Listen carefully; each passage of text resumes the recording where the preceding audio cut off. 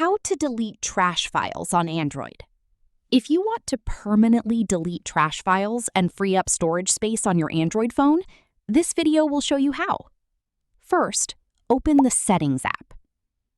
Scroll down and tap on Storage. Then tap on Space Cleanup.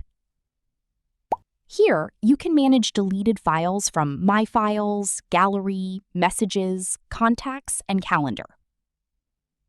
For example, to delete your deleted photos, tap on Recently Deleted in Albums, then tap Delete and Confirm. You can also delete the APK files that have been deleted. Deleting unnecessary trash files can help free up storage space on your phone. That's how you can delete trash files and empty the recycle bin on Android. If you found this video helpful, please give it a thumbs up, subscribe, and turn on notifications for more Android tips.